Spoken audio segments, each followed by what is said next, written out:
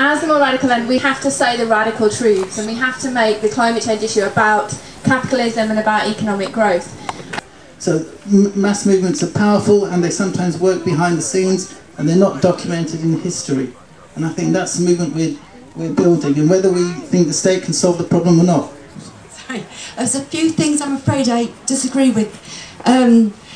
I don't see the state as an enemy. I've tried to be part of the state. I tried to get elected, I failed, but I have colleagues who are in government and they are very close to me, and I don't see them as the enemy.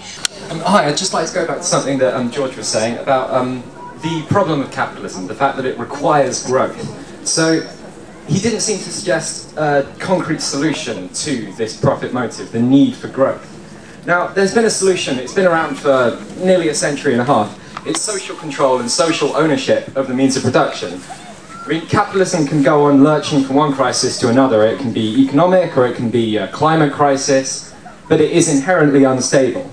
And you know, whether it's in a Marxist or a socialist or an anarchist form, the solution to this is democratic control of the means of production. I'd just like to build on that last point. If we are talking about social control of the means of production, and I certainly see many virtues in that, we're also talking about the prevention of individual control of the means of production, even down to the small level. Otherwise, you end up undermining the possibility of retaining social control on whatever scale it might be. And this is where the problem lies. The problem lies not with the concept of social control, which I think is a very positive one, but with the concept of preventing any other form of intervention in the economy or engagement in the economy. That's where you get your totalitarian state. And you cannot separate these issues, the issue of capitalism from the issue of state control. Because certainly the lesson of history so far is that the only way you can suppress capitalism over the long term in even its primitive forms, or indeed suppress individualism over the long term, is to have a state so crushing that it suppresses everything else. Now, I'm not advocating either solution in examining this question. I'm just saying that there is a clash here which we have to recognise. And if you ignore that clash, and if you ignore the past 150 years of history, it suggests that you are not looking at this problem objectively. Now, when it comes to social control and the issue of whether that reduces carbon emissions, well, I wasn't here yesterday, but I understand that Arthur Scargill came and was talking absolutely about social control of the means of coal production in order to keep producing coal. The two things don't necessarily mean the same thing.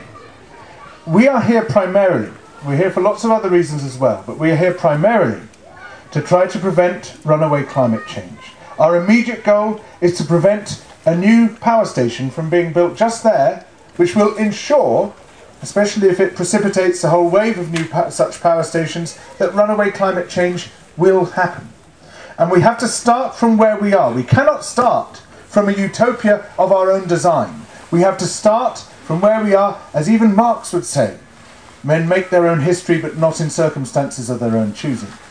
The circumstances are the ones that we have to engage with. And we have to start engaging with them right now in August 2008. Yes, by all means. Let's try to reshape the social fabric. Yes, by all means, let's try to create a new political system. But our primary task, right here and right now, is to prevent runaway climate change, and if it means using the state, then by God we have to use it. Thank you very much, George. Thanks. What we're dealing with here is quite cataclysmic, and is very much a situation that requires immediate action. But we shouldn't do that at the expense of knowing where we are and what's created that situation. And I would argue that that situation has been created by states, historically, and will continue to do. There can be dialogue between the people and states, but states cannot provide the solution. Yeah, I mean, like many here, I do of course have problems with the state, but I want to make one quick point, which is how currently there are some states which are radically addressing the environmental problem. And I'm looking the other side of the Atlantic, and certain states in particular, including Venezuela, Bolivia and Ecuador, who are very democratically radically transforming their political landscape through the states, and this involves the nationalisation of their resources, putting it under workers' control, and a lot of the time kicking out the multinational companies based in countries such as ours. But I mainly just wanted to make the point that there are current statist processes which are addressing the environmental issue quite radically, and yes, there is a workshop on this tomorrow afternoon for anyone interested. For me, it's Copenhagen that really crystallises this in my mind. When I'm trying to think about the way this movement is relating to the state. Somehow, with the climate camp, we really in a very creative way have managed to circumnavigate the issue, because our focus is very much on empowering ourselves through our action and through educating ourselves and through living sustainably, and yet somehow at the same time we managed to create this new political space and effectively lobby decisions in the sphere of government. And sometimes it's really it's really exciting the way that we managed to combine that and not lose the focus on ourselves and the movement building and how important that power is, and that's great. What we should do is take our radicalism and cause radical change within the state. There is no need for the state to tax any of us for doing work. They can tax the use of land and the tax emissions. There are changes that can be done within the state that are radical and that we should campaign for. And so I think, yes, there is social change needed, but and also, yes, there is a radical approach to shifting the state, and not surprisingly there's a workshop on it tomorrow.